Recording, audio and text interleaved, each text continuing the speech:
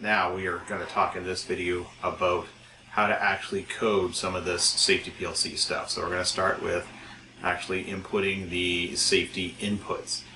So the way all this stuff is done, I'll start with some of the questions to watch out for in this video.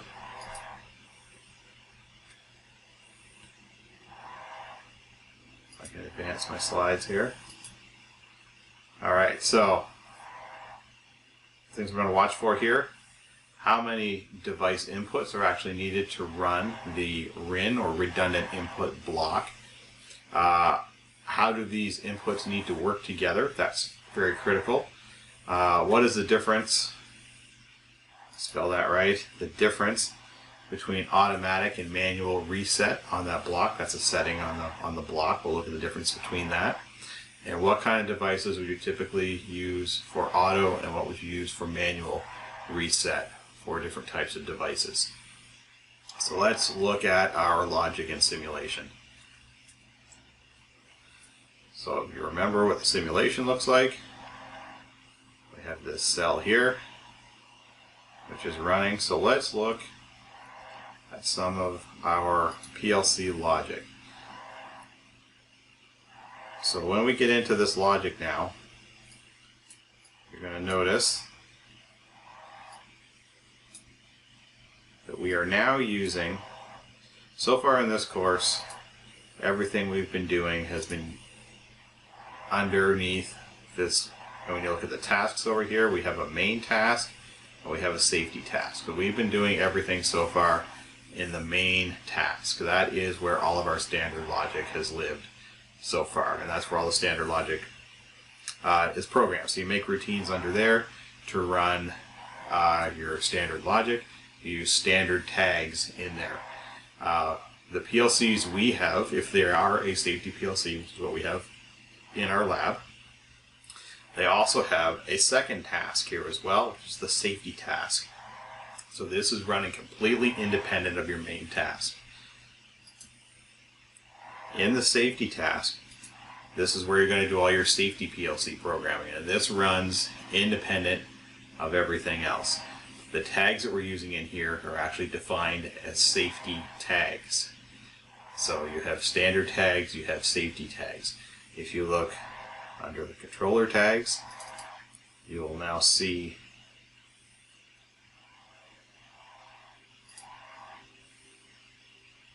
that our tags are going to be defined this class. You have some that are standard, and you have some now that are called safety over here. So we now are going to be making a distinction between safety tags and standard tags. In the safety task, you cannot use standard tags when you're programming within the safety task. You can use safety tags anywhere, so you can use those in either of the tasks. But in the safety task, they must only be safety tags, and those have special properties to them. You can transfer them back and forth. There is a way to do that. I'm not going to get into that here, how you do that, but there is a way to do it. So let's look at how you actually program some safety devices. So let's look at some logic. Now you'll notice here the way I have this organized, I have a routine for e-stops, I have one for gates, I have one for light curtains, I have one called zones, one called outputs, and then another one that I call signals. The signals just lets me manipulate some things because there's some things I can't do with the simulation, so I had to add that in there. But this is pretty typical to do. One for e-stops, one for gates, one for lights, all the different types of devices we have. So we got those three types of devices. The one that just is the zones, which kind of pulls together everything that we're doing in one area. We'll look at that in a little bit. And then another one where we actually run our outputs. So let's look at the e-stop logic first. And what you're going to see here, I basically have three blocks here because there's three e-stops. So every device that we have in our simulation or on our machine is going to get a block that looks like this. Okay, and that is basically what we're doing with our safety programming. We're going to bring in a safety device. It is going to run some type of safety block. Now there's a bunch of different types of safety blocks. In another video we'll talk about some of the differences between those. We are going to look at the RIN block, or the redundant input block here. This is probably the simplest of the safety input blocks, but it also covers the basic functionality. All the other ones are just kind of have a little bit of a takeoff on these. But this shows you pretty much everything you need to know for the block. So I'll show you how this works. Expand this out a bit.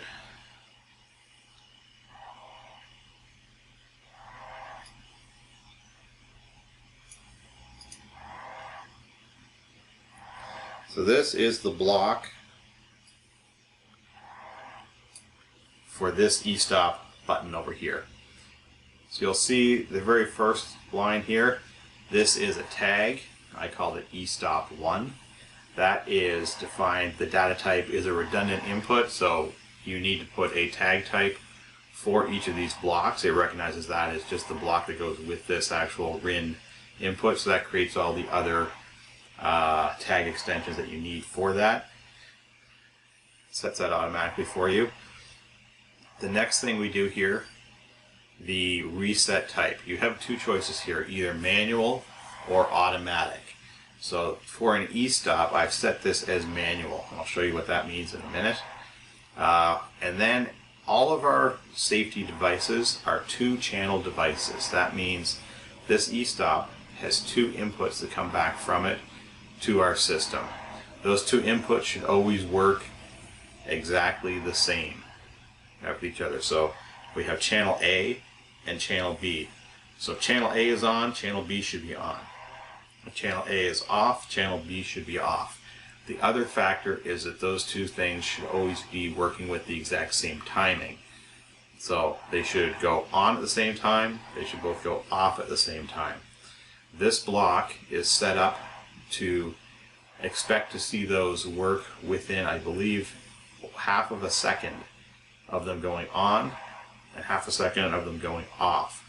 So basically if channel A comes on, it needs to see channel B also come on within half a second.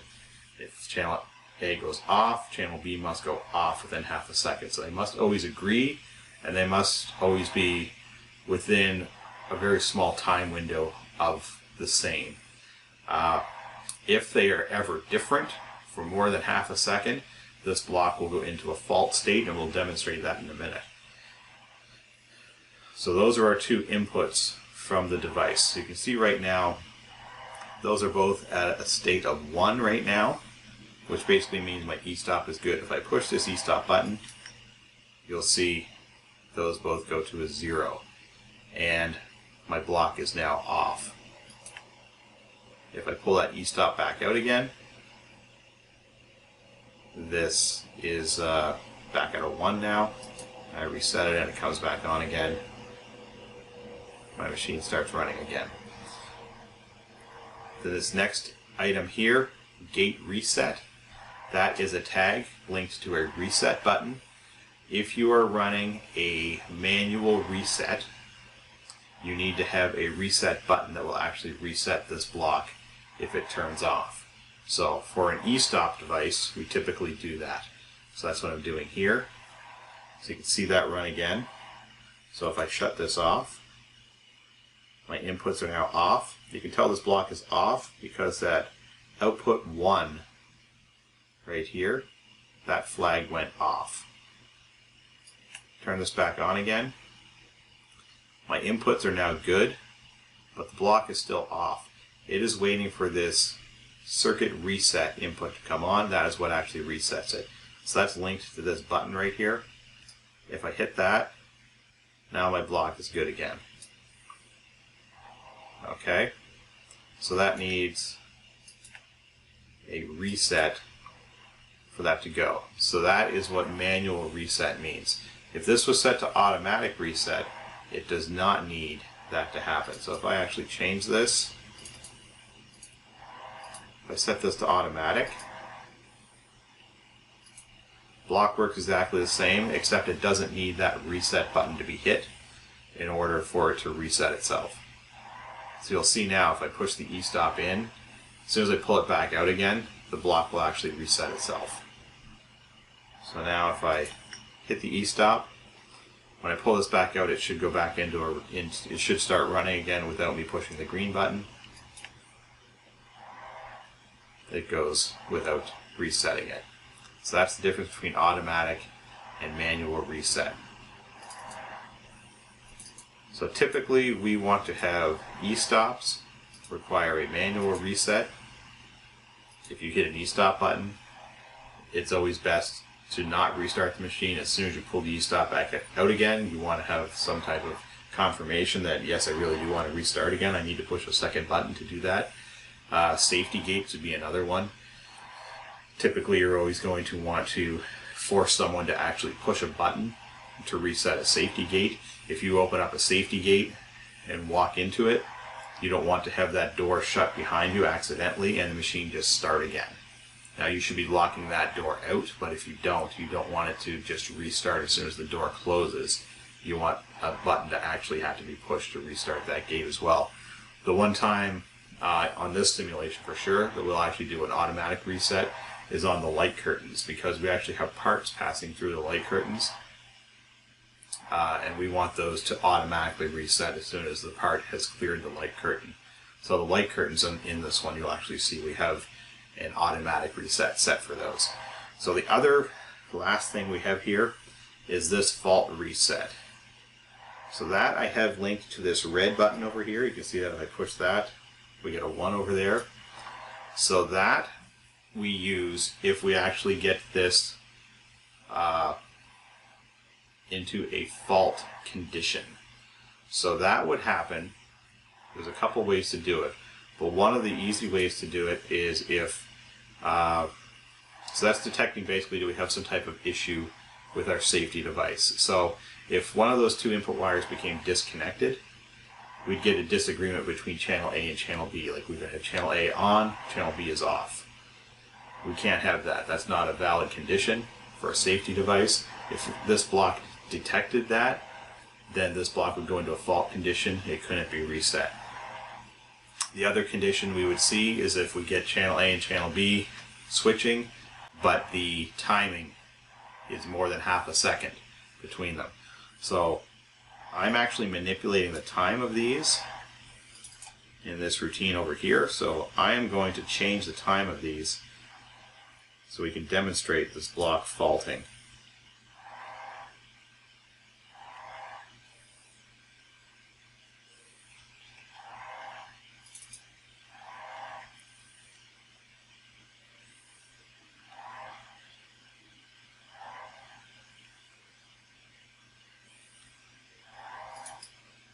So right now I have these operating at 50 milliseconds apart.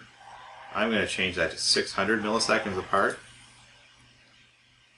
Actually, I'll change it to 2000 so you can actually see it on the screen. So e-stop 1 is now going to operate 2000 milliseconds apart. So when I switch this, you should actually see now the delay between this 1 and 1 here. So when I turn this back on, you'll see A come on 2 seconds before B comes on. Okay, so you saw that delay there. And that now puts this block into a fault condition. So you can see I don't get the 01 coming on here. I do get this FP signal coming on. That means that this block is faulted. So now, no matter what I do, I cannot get that block. So both my inputs are on right now. I'm pushing the reset button, but this thing will not reset.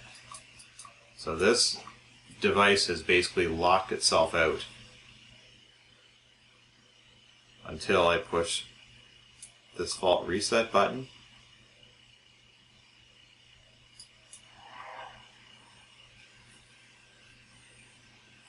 and now I can clear it. But the next time I push it again, it's going to do the same thing again. Okay, so that is basically detecting that I have a faulty device. And you can see what I'm doing with that as well. I'm blinking this light. I'm doing a couple different things here. So this is where I would be indicating on my HMI or somehow reporting back that I have an actual faulty safety device. And I would not be allowing this to reset. Okay, so that is what this block is designed to do, is basically watch for those two-channel devices, make sure they're always working okay, and detect if they're not, and then not allow a reset.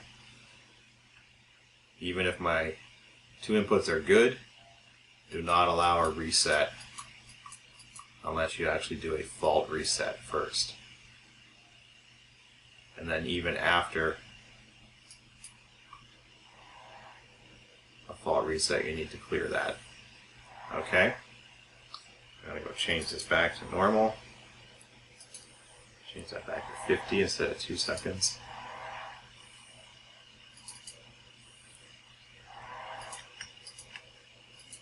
Now we're back to working okay. So that is basically how the redundant input block works. Now what you're going to see,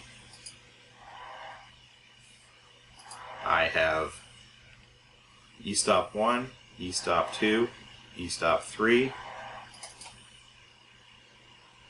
for my safety gate logic, safety gate 1, safety gate 2, safety gate 3, all with manual reset on my safety gates. The light curtains, light curtain 1, light curtain 2. Difference here, light curtains are set for automatic reset. Automatic reset. But basically each device, every single safety device you have, this is where logic gets very big when you have a lot of safety devices. Every safety device needs to feed into one of these safety blocks. And that is what the majority of your safety PLC logic is going to be. Okay, so it's a fair amount of effort to set this up, but that is what we need to do. So each of these blocks can be found up here under the safety. There's the RIN right there, and there's lots of other types of blocks which we'll go through after a bit. But basically this is a block that has code running inside it that does all these functions for you. That is a certified safety block that's been validated by some third-party agency that says yes, the code in here does meet safety standards and is valid to be used for a safety PLC application. So that is how we handle the inputs in our safety system. I'll do some more demonstration. Out here. So that was the E-stop. You can see on the safety gate that opens, and again we close the gate. That requires the manual reset, so we'll need to push that green button to reset. We get the green light here and that starts going. So open, close, manual reset. All of the gates work like that. And you can see the light curtain here.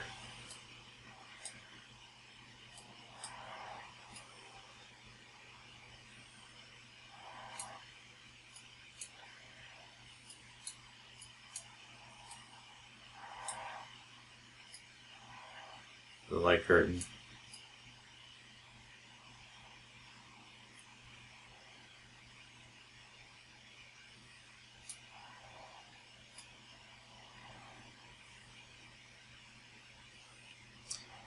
As soon as the light curtain is broken, it's tough to do. The light curtain is broken. We hold up so our safety is no good right now on the light curtain. As soon as the light curtain is cleared, it automatically resets. So that's what's going on behind the scenes there. Okay, so that is how the safety inputs work. Okay, so that's safety inputs. Our next video, we are going to show how the safety outputs work. That is using the redundant output block. All right, next video coming up in just a minute.